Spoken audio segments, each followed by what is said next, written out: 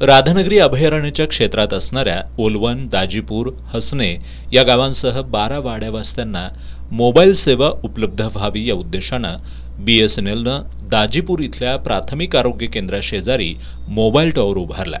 हा टॉवर उभारून 3 महिने झाले, मात्र अजूनही मोबाईलला रेंज मिळत नसल्यानं हा टॉवर नेमका उभारलाय कशासाठी असा प्रश्न स्थानिकांमधून उपस्थित होतोय।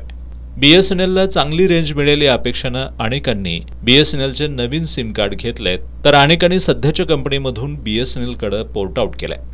मात्र रेंजच नसल्यामुळं या सगळ्यांची आता अडचण झाली आहे। त्यामुळे या मोबाईल रेंजसाठी BSNL कंपनीनं तातडीनं उपाययोजना करावी अशी मागणी होतीये। BSNLचा टॉवर बांधून कमीत कमी 2-2.5 महिने झालेले आहेत, तरी BSNLचा कुठलेही अधिकारी इकडे आलेले नाहीत आणि रेंजचं अजून काही झालेलं नाही।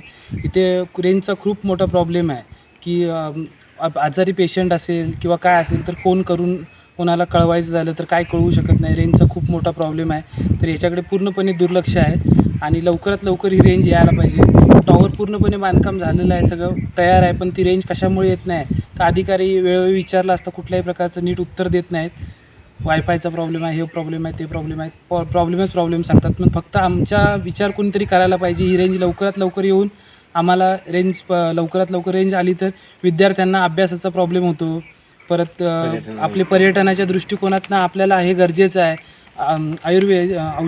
औषध उपचारासाठी आम्हाला हे गरजेचं आहे, तरी लवकरात लवकर इथे रेंज यावी ही विनंती आहे।